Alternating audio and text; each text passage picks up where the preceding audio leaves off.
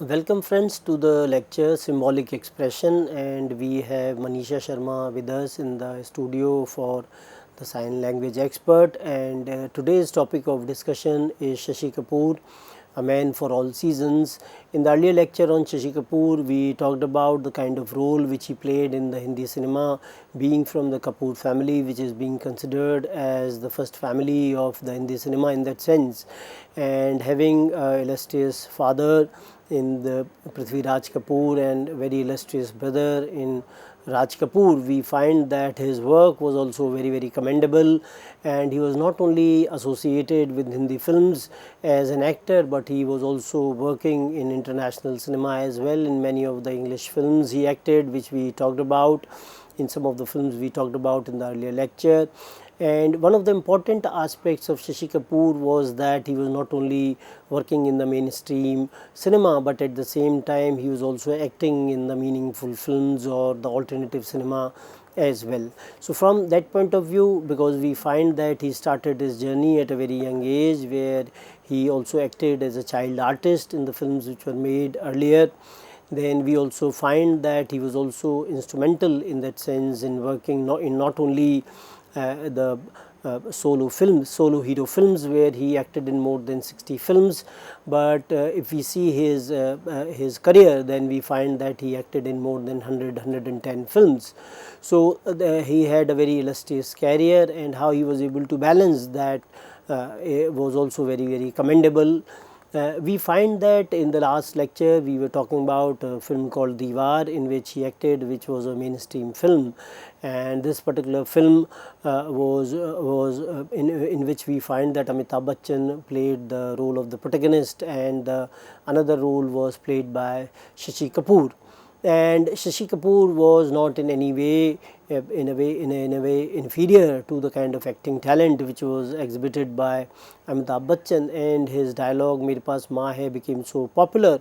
that the film is also being identified with that. And this period of 1970s is also reflective of the kind of changes which were happening in the society, and this particular film is talking about not only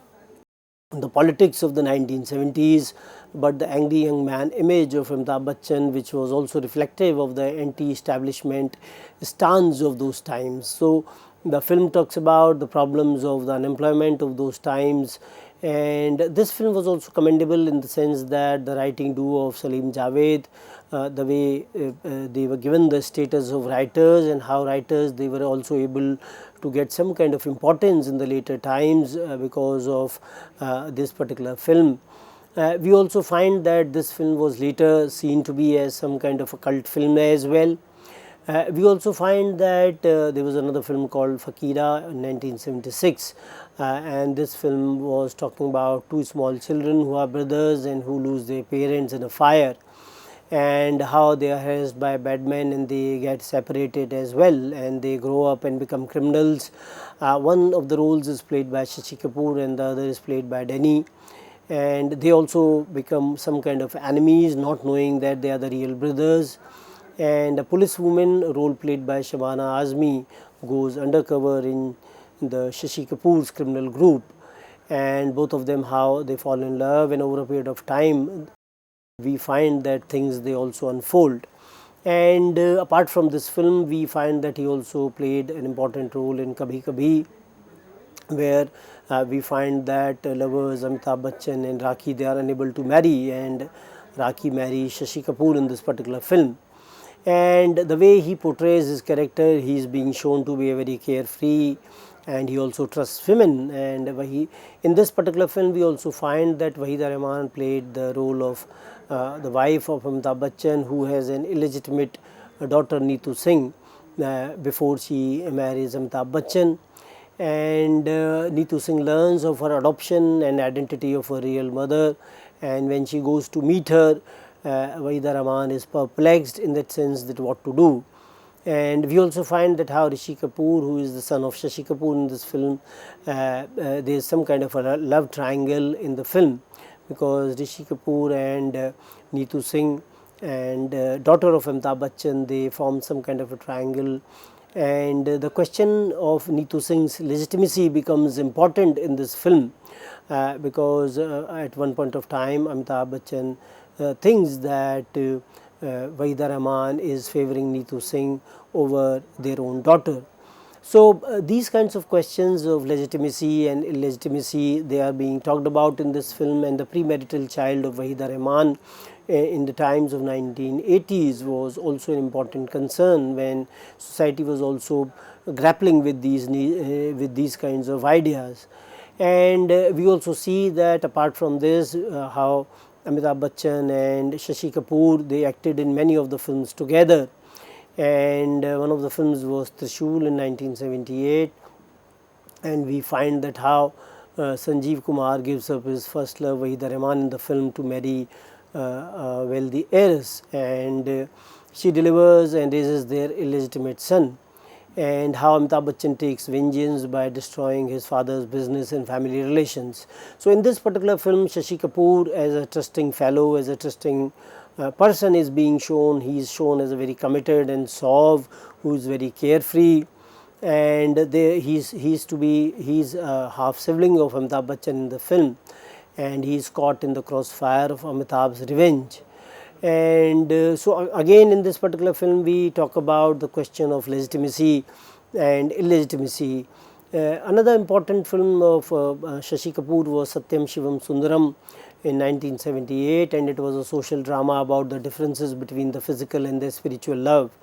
and Shashi's love for the one part of his wife's face whom he met illegitimately, and Shashi's hate for the other part which was burnt, which he saw at home. So he had this kind of a confusion in his life, and Shashi Kapoor finally realizes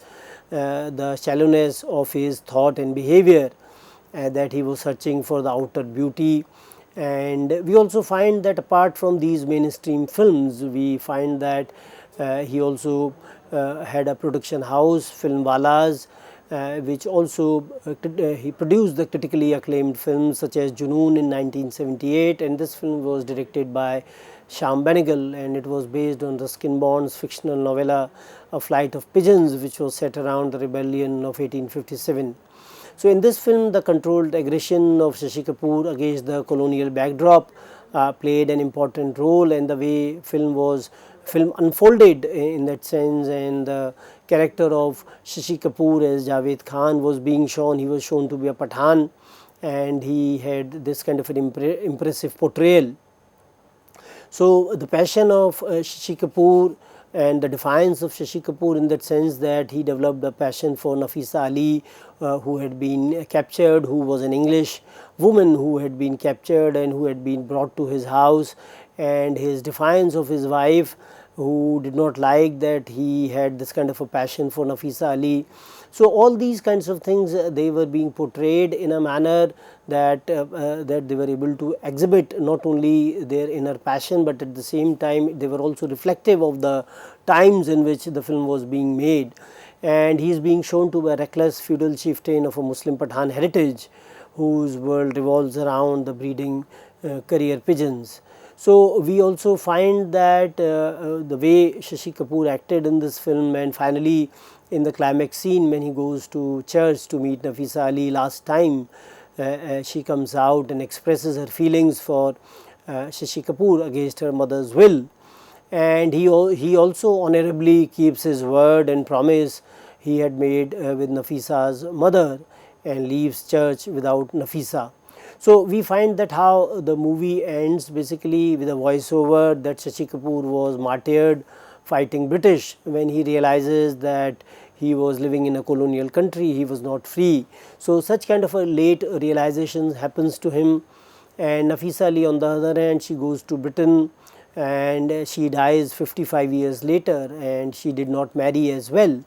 So this particular film not only was appreciated by the critics and the audience, but we find that it was in a way rewarded at the national level as well, where it received the National Film Awards in 1979, Best Feature Film in Hindi, and Shashi Kapoor received it as a producer. And it also received the 27th Filmfare Awards, the Best Film and then the Best Director as Shyam Benegal. So we find that how Shashi Kapoor was not only working in the commercial films, but at the same time he is also committed to the alternative cinema or a parallel cinema as well. Then he also acted in a film called Kala Patthar in 1979, which was based on Chasnala mining disaster, and it also shows the corruption and apathy of the villain in the film, and how we find that the role played by Prem Chopra, he makes the life difficult for the coal miners by giving them poor equipment, less than sufficient medical supplies, and the lack of facilities which were there, and how Shashi Kapoor, who was an engineer in charge of the mine, and he fights for the saving lives of the people. Shashi Kapoor, along with Amitabh Bachchan and Shatrughan Sinha, those who are there in this particular film, because it was also a multi-starer where all of them they come together to fight the villain. Then he also acted in a film called Suhag in 1979, where again the lost and found theme was there, and Amitabh and Shashi Kapoor are shown as the lost brothers, and Shashi as a police officer is being shown who is virtuous and law abiding. And the film also had a strong moral undertone of the good triumphing over the evil despite any odds. And we also find Yaar Sun Yari Teri, which is a very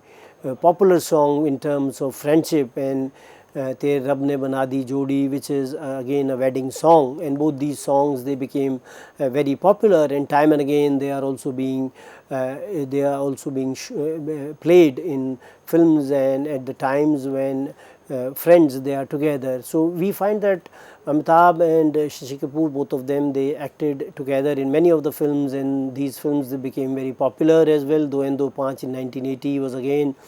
both of them they came together, and their comic timing and the comedy scenes they were appreciated as well. We find that there was another film called Shaan in 1980.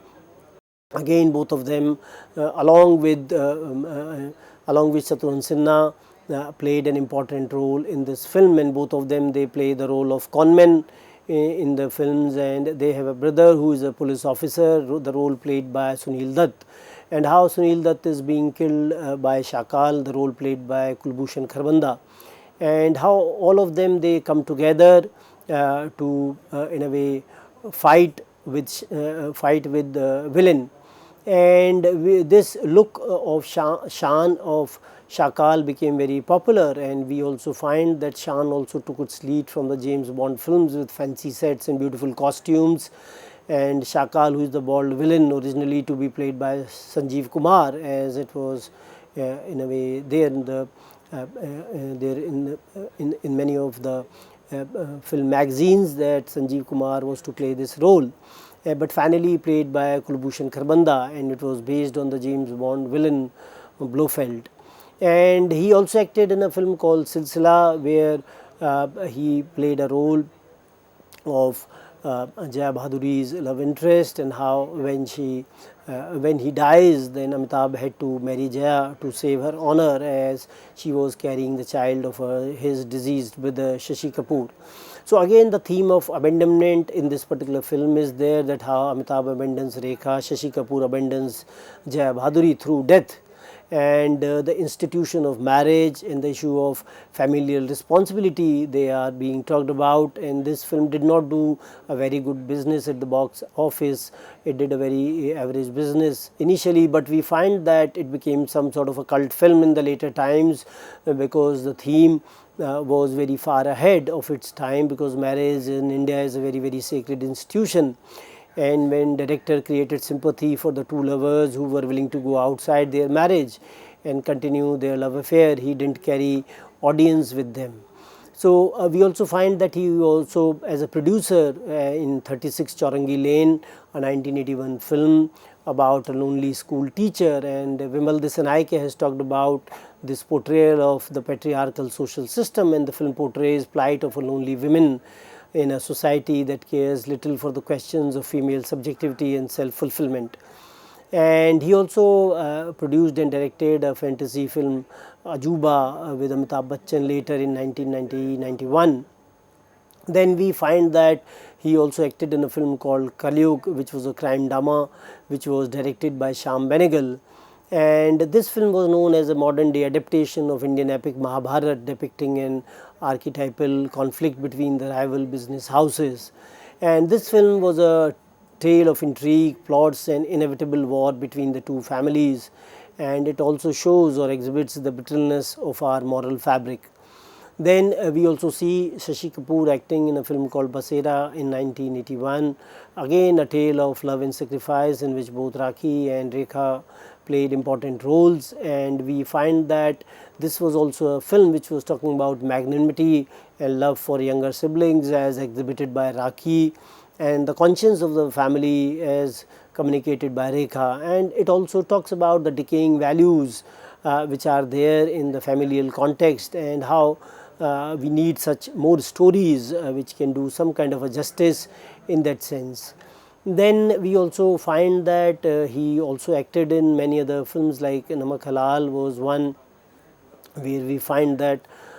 the kind of devotion which was being exhibited by Amitabh Bachchan in this film to Shashi Kapoor, and as the title also suggests that it is some kind of loyalty to the salt. And we find that the comic scenes in these films, they became very popular, and we also see that Shashi Kapoor was involved in producing of the offbeat films, and he was also working in these films, but at the same time he was also doing a lot of commercial cinema as well, because many of the films which were produced by him, they were in a way not commercial in nature, and many a times we find that he was also utilizing Shyam Benegal as a film director who was more known for the offbeat films or offbeat cinema.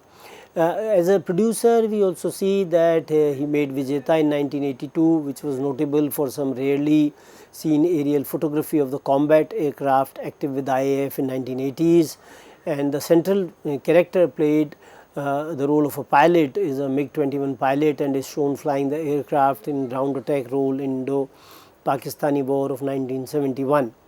And much of the movie, including the climax involved MiG-21, was shot at Pune, and IAF number 4 Squadron Urials provided pilots and planes for the film's aerial sequences. So this film basically is considered to be one of the films which is very close in terms of portraying the war scenes or the way it used the equipments of war.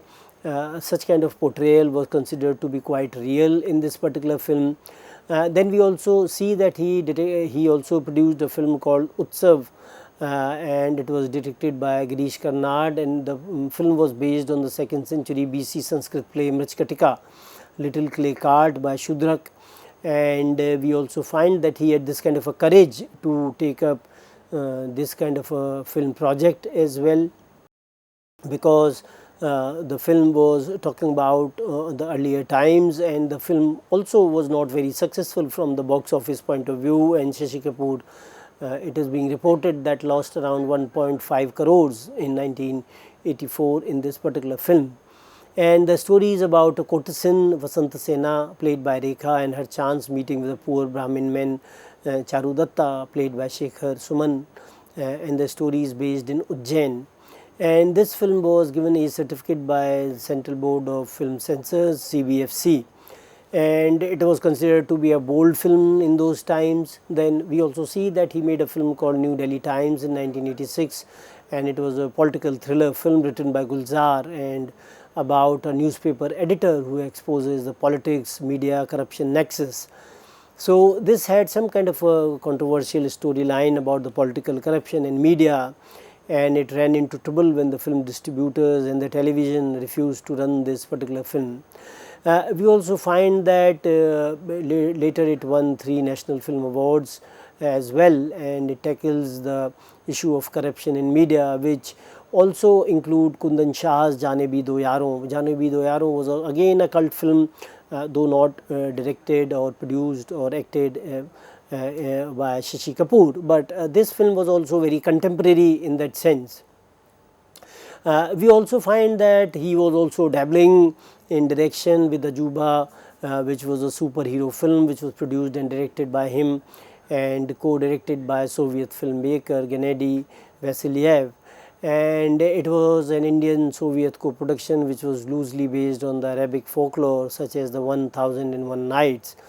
and the film had a Russian language version which was released in the Soviet Union in 1990 before the Indian release. So we find that how Shashi Kapoor was in a way not only concerned with Hindi cinema, where he was working with the in the multi-starrers with Amitabh Bachchan, Shatrughan Sinha in the mainstream commercial masala films, but at the same time he was also investing his money in making some kind of a meaningful cinema, where he was using those film directors, those who were known for the alternative cinema. We also find that apart from this, he himself was also acting in those films. If he was not able, then he was using other directors and other actors for such kind of films, and we find that he was awarded several times at the national level. Dada Saheb Phalke Award, which is the highest award for the film industry, in 2015 was given to him. He was given the Filmfare Lifetime Achievement Award in 2010, and then he won a National Special Jury Award for his performance in film In Custody or Muhafiz in 1993. Then he received the National Film Award for the Best Actor for New Delhi Times in 1986, and the National Film Award for the Best Feature Film in Hindi for Junoon in 1979, and then 1976 Filmfare Award for the Best Supporting Actor for Diwar. So we find that he was known internationally for starring in the British and the American films, and he worked in many of the Merchant Ivory productions which were run by Ismail Merchant and James Ivory, such as The Householder, Shakespeare Wala, Bombay Talkie, Heat and Dust, and other films as well, where Ismail Merchant directed him in Custody. So I'd like to conclude by saying that he had a commitment as a person and a filmmaker, and the varied roles as actor, producer and director, they were taken up by him,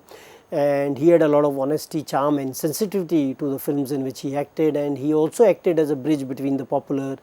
and alternative cinema. So with this, I'd like to end the discussion. Thank you very much.